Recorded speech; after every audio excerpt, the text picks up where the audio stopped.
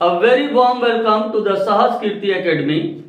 Students, previous class में हम लोग इंटरेस्ट ऑन ड्राइंग के रेगुलर बेसिस के क्वेश्चंस को हम लोग सॉल्व किए थे. एज यू नो दैट कि रेगुलर बेसिस में कितने तरीके के क्वेश्चंस आते हैं, तो हम लोगों ने डिस्कस करके पाया था कि सर रेगुलर बेसिस में क्वेश्चन आ सकते हैं ड्यूरिंग द ईयर वाले ईयर में भी, जैसे beginning of the every month, middle of the every month, end of the every month, या तो क्वार्टर में आ सकता है, मिडिल, बिगिनिंग या end of the each quarter, या तो ऐसे क्वेश्चंस आ सकते थे जो कि ईयर एंडिंग 9 मंथ्स का हो या तो ईयर एंडिंग 6 मंथ्स का हो. इस तरह के क्वेश्चन में आई होप कि आप लोग इजीली कंफर्टेबल हैं क्वेश्चन को सॉल्व करने के में. आज की चर्चा हम आगे बढ़ाते हुए उसी श्रृंखला में आगे बढ़ते हैं और देखते हैं इररेगुलर बेसिस के क्वेश्चन. तो इररेगुलर बेसिस का क्वेश्चन पहले होता क्या है, इररेगुलर बेसिस ही क्या होता है, उस तरह के क्वेश्चन कैसे होते हैं और उसको सॉल्व कैसे किया जाता है. तो चलिए आइए आप मेरे साथ देखिए.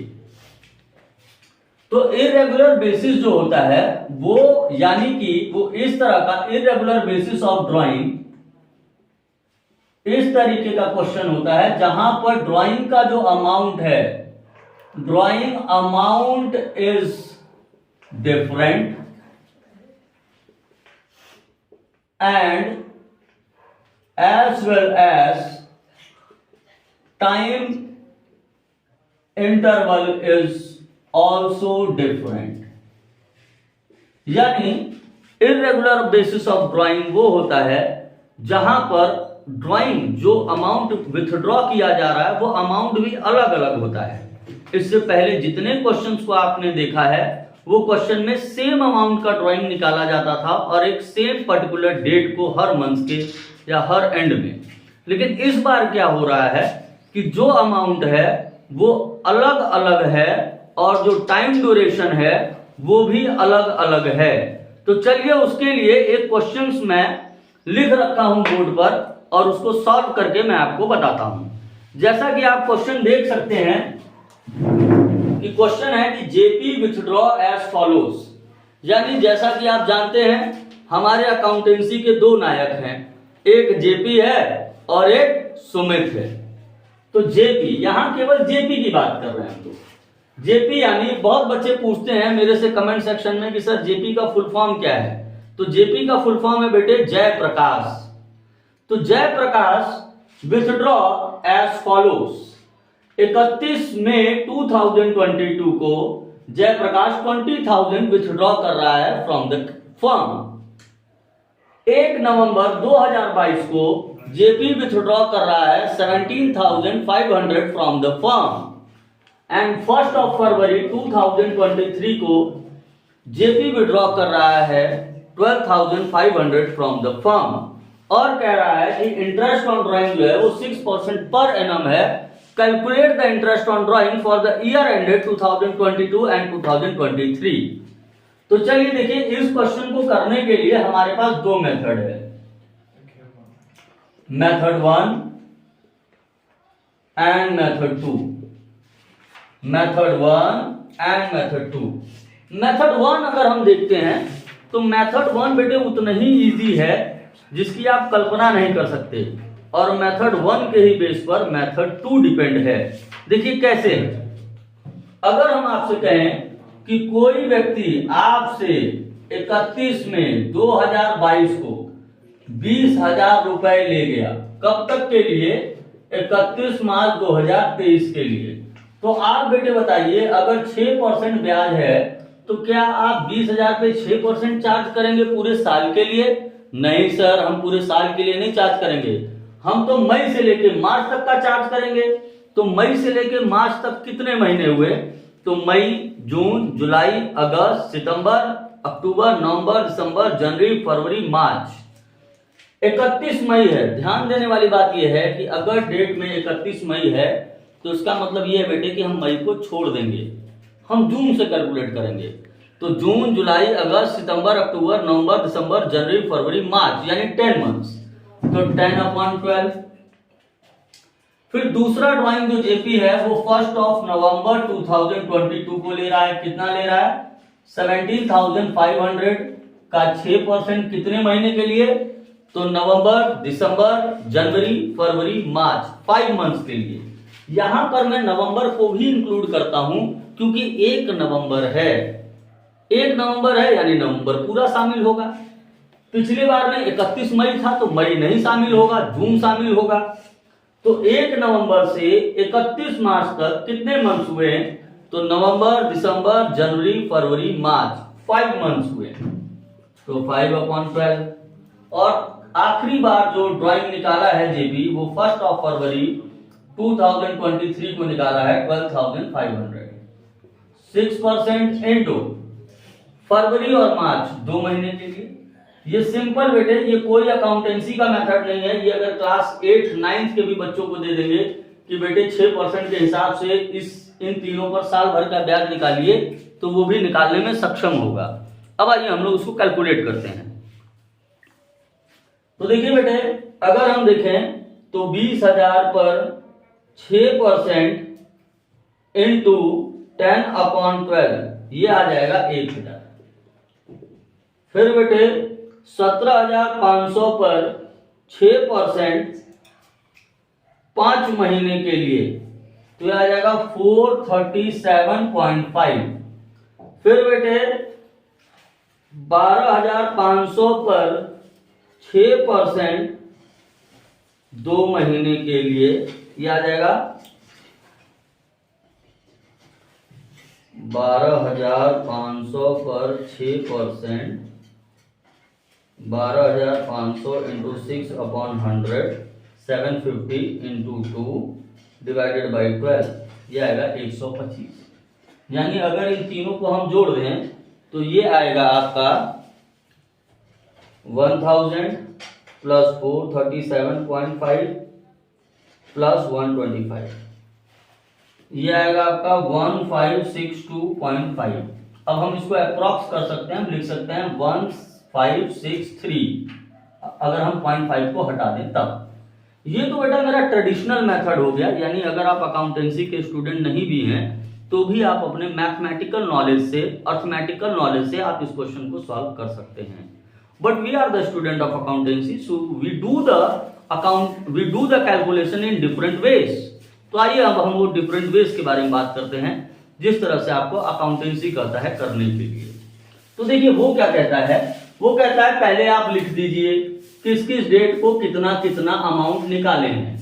तो मैं लिख दिया इस डेट को निकाले हैं जेपी, इस डेट को निकाले हैं जेपी और इस डेट को जेपी निकाले हैं। कितना कितना निकाले हैं? तो जेपी निकाले हैं इस डेट को 20,000 rupees from the form for the personal use. इस डेट को जेपी निकाले हैं 17,500 फॉर्म से निकाले हैं, अपने पर्सनल यूज के लिए निकाले हैं। इस डेट को जेपी 12,500 विड्रॉ किए हैं, अपने पर्सनल यूज के लिए विड्रॉ किए हैं। तो this is the drawing amount, this is the drawing amount. अब ड्रॉइंग अमाउंट के बाद हम ड्रॉइंग अमाउंट तो ये हमें क्वेश्चन में गिवन था। अब क्या करना है? अब यहां से गेम शुरू हो रहा है।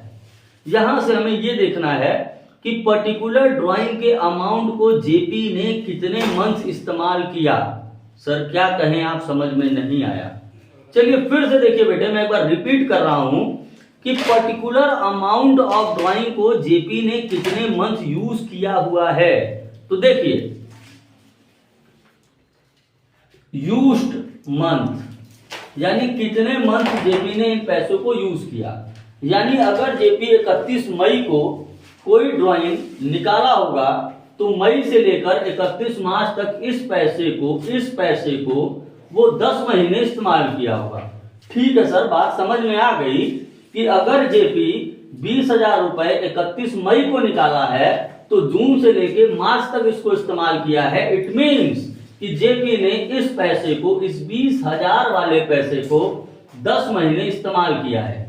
हाँ बेटे, मैं भी यही कह रहा हूं, वो 10 महीने इस्तेमाल किया है। इसी को हम कहते हैं यूज्ड मंथ। दूसरी बार जेपी ने 1 नवंबर 2022 को विथड्रॉ किया है 17,500। इस पैसे को जेपी ने कितने महीनों के लिए इस्तेमाल किया है? तो सर नवंबर से 31 मार्च तक इसने 5 मंथ्स के लिए इस्तेमाल किया है।